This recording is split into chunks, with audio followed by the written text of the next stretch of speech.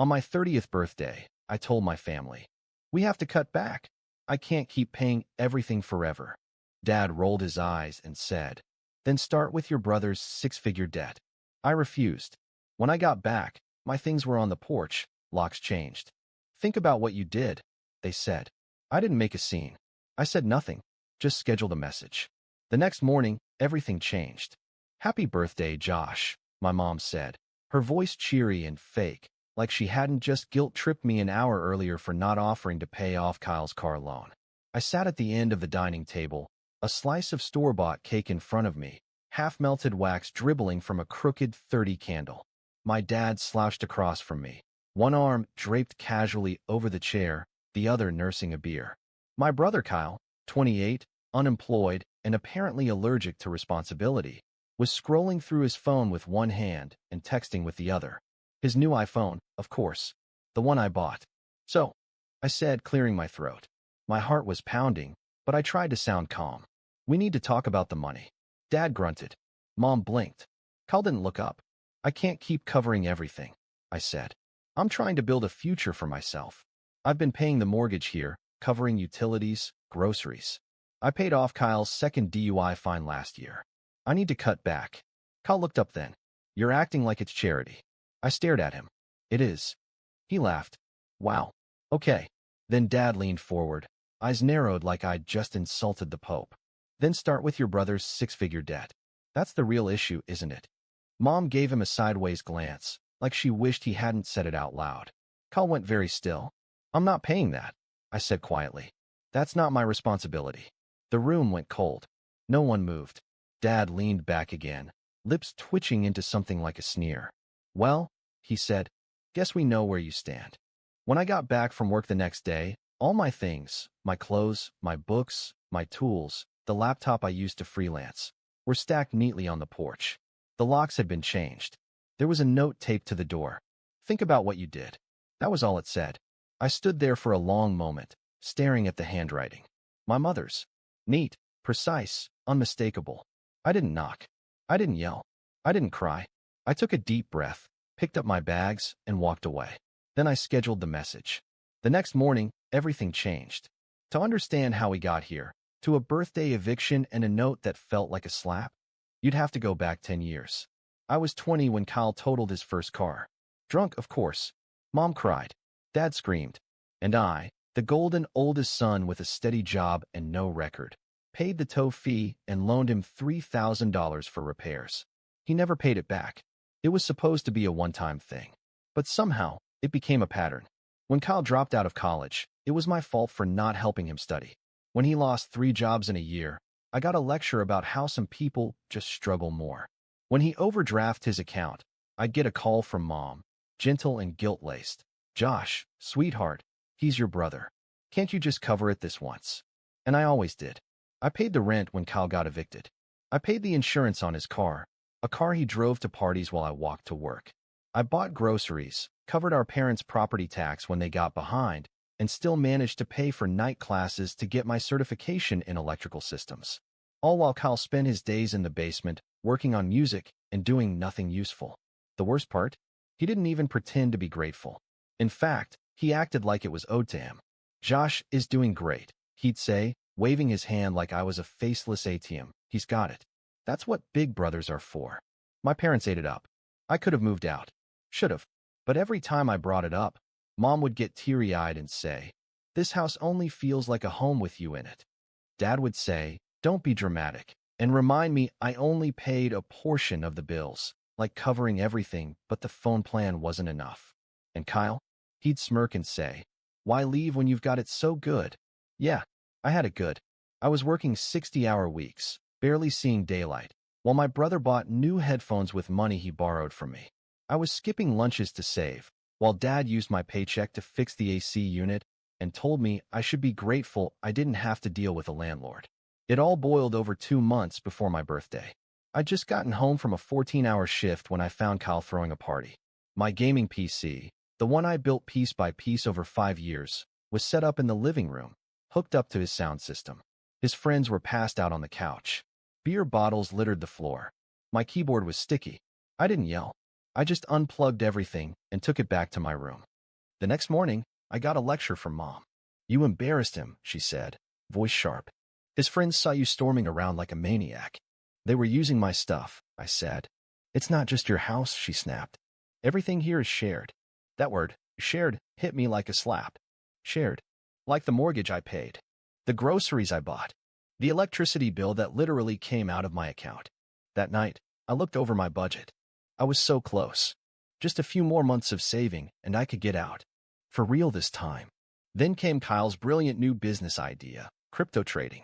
He invested $25,000 of his student loans he had no intention of repaying, and lost it in 2 weeks. He blamed the app, the market, his friends. Then he turned to me. You could spot me 10 grand, he said, like he was asking for a ride to the store, just to get me back on track. I laughed, and for the first time in years, I said no. That's when the tone shifted. I wasn't reliable anymore. I was selfish, ungrateful, elitist. You think you're better than us now? Dad asked one night after dinner. Just because you've got a little money in the bank? I'm not better, I said. I'm just tired. The next morning, Kyle posted a tweet. He thought I wouldn't see it. That said, some people only give when they think they can control you. Cut them off and watch their true face show. He got over 300 likes. I didn't say a word. Then came my birthday. And I thought, stupidly, naively, that maybe, just maybe, we could keep it civil. A quiet dinner. A small cake. No drama. Instead, I got an ambush. Dad's eyes on me the whole time, daring me to bring up money. Kyle cracking jokes about how I should open up my trust fund, which doesn't exist. Mom smiling too brightly, like she could keep it all from boiling over with enough forced cheer. And when I finally said it, I can't keep paying for everything, the dam burst. Then start with your brother's 6-figure debt, Dad said. Not as a joke, not as a challenge, but as an expectation. And when I said no, they didn't argue. They just threw me out. Like garbage. But they made one mistake. They forgot who taught me to stay quiet, to be patient, to never react. Because this time, I had a plan. I didn't respond to their note. Didn't knock. Didn't text. Didn't cry.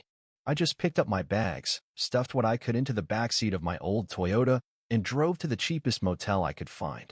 One of those roadside ones where the air smells like cigarettes and the vending machine eats your money without remorse. I sat on the edge of the bed, the notes still crumpled in my fist. Think about what you did. I did. I thought long and hard. And then, I scheduled the message. See, over the years, I'd learned a few things, one being that every family has its own myth, its own legend they tell themselves. Ours went like this. Josh is the dependable one. Josh always helps. Josh always shows up. And because he always shows up, we can do whatever we want. They had no idea I'd been documenting everything for the past 2 years. Every Venmo request, every invoice, every transfer. Every time I bailed someone out, I saved the receipt. Every passive-aggressive message, every guilt trip. Every time they said, "You're being dramatic," when I asked for boundaries, logged, stored, and dated. And then there was the letter I wrote. Months ago. Before my birthday. Back when I first started thinking, what if I left? It wasn't a goodbye letter. It was a confession. Of everything. How I paid off the second mortgage without telling them, because the bank called me, not them.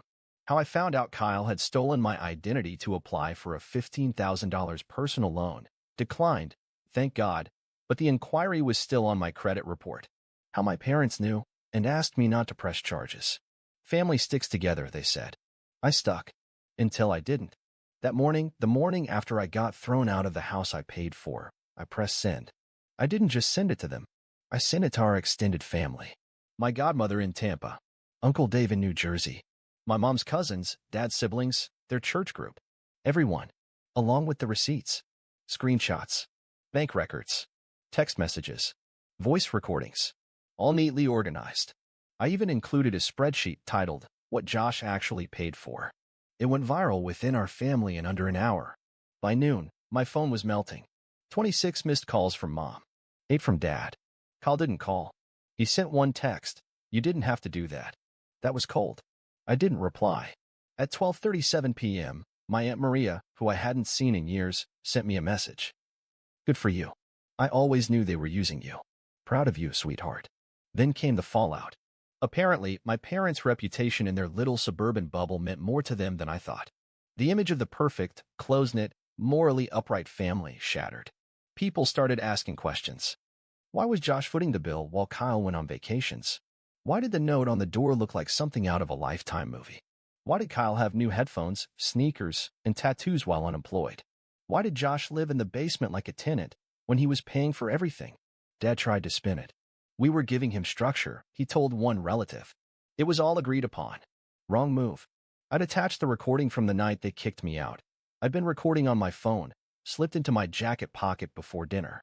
The voice note was crystal clear. Dad, then start with your brother's debt. Me, I'm not paying that. Dad, then get out. Mom, think about what you did. They couldn't spin that. The kicker? I also reported the stolen identity case. I'd let it slide the first time. No more. When the police showed up at the house to ask Kyle about the fraudulent loan attempt, things got loud. A neighbor caught it on video. Yelled voices. A slammed door. Kyle shouting something about how he deserved a break. Someone, probably my mom, screamed, "We told you not to make this worse." That clip landed on the local neighborhood Facebook group. And just like that, the family who used to whisper about other people's drama became the front page gossip. I didn't watch it happen. I was too busy moving into my new apartment. A one-bedroom over a flower shop downtown. Quiet. Sunlight in the mornings. A kitchen that didn't smell like old arguments. I paid the deposit with money I should have been saving all along. That night, I sat on the couch, no TV, just my laptop and some takeout, and watched the chaos unfold from a distance. They tried to call me again, dozens of times. When I didn't answer, Mom showed up at my work. She waited in the lobby, eyes red, holding a Tupperware of my favorite casserole like that would undo years of being used. I met her outside. She opened her mouth, but I stopped her. "I'm not coming back," I said. Calm. Even. Cold. "Josh," she whispered, "you're tearing this family apart." I laughed. "No," I said. "I just stopped holding it together." She flinched. And for once, I didn't feel guilty. That was the moment it changed. Not just the family dynamic. Me. I finally saw them clearly. Not as helpless parents. Not as a struggling brother. But as people who made choices. Repeatedly. And now, they were facing the consequences. It's strange how silence can feel louder than screaming. For the first time in my life, I wasn't waking up to the sound of Kyle's music shaking the drywall, or Dad banging cabinets like a tantrum in a polo shirt. I wasn't tiptoeing around Mom's passive-aggressive moods, waiting for the next emotional landmine. Instead, I had stillness. In the mornings, I made coffee without checking if someone used the last of the milk. I could leave my wallet on the counter without worrying it might mysteriously go missing. I didn't have to justify every purchase, every boundary, every breath. No one asked for money. No one demanded explanations. No one texted me just to manipulate me. It was disorienting at first. I kept expecting the peace to end. Like I'd walk in the door and find Kyle sprawled on my couch, shoes on the cushions, asking if I could spot him again. But they never came. Oh, the calls didn't stop, not at first. Mom left long voicemails, her voice shaky, carefully layered with guilt. "Josh, this isn't you. You've always been the strong one. The helper. Please don't let pride ruin our family." Dad sent one text. Just one. "You better be proud of yourself." I didn't respond. Eventually, the messages slowed, then stopped. 3 weeks after I moved out, I got a letter in the mail. Handwritten. From Kyle. It was surprisingly short. "I know I screwed up. I was just doing what they always let me do. But now it's all turned on me. Mom and Dad are a mess. No one talks to us anymore. You blew it all up. Hope it was worth it." No apology. Just blame. That told me everything I needed to know. I didn't reply. Instead, I got to work rebuilding what they tried to take from me. I signed up for a coding boot camp, something I'd wanted to do for years but kept putting off because we need help with the bills this month. I started freelancing in the evenings, saving for the future I wanted, not the one they guilt me into funding. I found friends. Real ones. People who didn't ask for anything except honesty. People who didn't care how much I made, just how I was. I joined a local climbing gym, rediscovered a love for movement and risk, for pushing myself on my terms, not carrying others who refused to move. Therapy helped too. Turns out years of being the fixer leaves bruises you can't see. My therapist called it parentification, when a child is expected to play the role of an adult, emotionally and financially. She helped me realize I was never selfish. I was exhausted. Meanwhile, back at the old house, they imploded. Mom had to go back to work. She hated it. She'd spent the last decade playing house manager with someone else's money, mine. Dad started drinking more. Apparently, he got into a shouting match with a neighbor who asked about the Josh situation. Kyle, from what I heard, finally got a job at a gas station. It lasted 6 days. Then he blamed the manager, like always. Extended family pulled away. They'd seen too much, heard too much. The myth of our happy little family didn't survive the evidence. And I didn't care. For the first time in my life, I wasn't trying to fix it. I didn't go to Thanksgiving. I spent it with a friend's family, people who laughed at the dinner table instead of walking on eggshells. I brought pie. They called me family and meant it. At Christmas, I got a card from my godmother. Inside was a short note. You deserved better. And you finally claimed it. I'm proud of you. I cried reading it. Not because I was sad, because for the first time, I felt seen. You know what happens after you set fire to your old life? Nothing. No dramatic explosions. No last-minute reconciliations. Just silence. And it's the most beautiful thing I've ever heard. For the first time in 3 decades, my phone didn't buzz with guilt-laced texts or last-minute requests for money. There were no urgent calls about Kyle losing his license, or Dad needing help with taxes he never planned for, or Mom crying because we just don't feel like a family anymore. They expected me to come crawling back. They always did. They thought I'd feel guilty. They thought I'd feel alone. But here's what actually happened. I felt free. I could breathe. I could stand in my own space, the one I paid for, furnished, cleaned, and not worry that someone would steal my food, take my keys, or demand my future. I'd been holding my family on my shoulders for so long that I forgot what it felt like to walk upright, to live for myself, to not be needed. They used to call me the backbone of the family. No, I was the fuse. And now that I'm gone, the fire they built around me has nowhere left to spread but back onto them. 2 months after the blow-up, I ran into Kyle. Of course it was at a gas station. He was behind the counter. Name tag crooked. Eye sunken. Still had that fake swagger, but it looked worn out, like a bad knockoff from a better version of him. Josh, he said. Smirked. Didn't expect to see you in town. I just nodded. He leaned in. You know you really screwed things up for them, right? I blinked. You mean when I stopped paying your debt? He shrugged. They're still dealing with the fallout. You really made a mess. I looked him dead in the eye. You're mistaking me cleaning up my life for ruining yours. Then I paid for my gas and left him there, staring at the door like he couldn't believe the ATM walked away. He still doesn't get it. None of them do. Because people like Kyle don't learn from consequences, not until the money runs out and the spotlight fades. And I'm not sticking around to watch that lesson play out. Here's the thing no one tells you about breaking away from a toxic family. It's not the distance that hurts. It's the realization that you were never loved unconditionally. You were useful, valued for your silence, your sacrifice, your bank account. But love without respect isn't love. It's leverage. So when people ask, would you ever talk to them again? I don't hesitate. No, because I finally love myself more than their approval. I used to crave their validation like oxygen. Every good grade, every promotion, every loan I paid off, a desperate hope that maybe this time they'd see me. But they only saw what I could do for them, never who I was beneath it. Now I see me. A man who paid off 3 mortgages that weren't his. A man who stayed up late to tutor his brother who never tried. A man who kept the lights on in a house that always made him feel like a guest. And finally, a man who said, no more. I've built a new life from the ground up. And this time, the foundation isn't guilt or obligation. It's peace. It's choice. It's mine. I spend my weekends hiking, reading, taking classes. I'm learning photography, something I put off for years because there's more important things to pay for. I'm dating someone who doesn't need saving, who asks about my day, who doesn't call me selfish for having boundaries.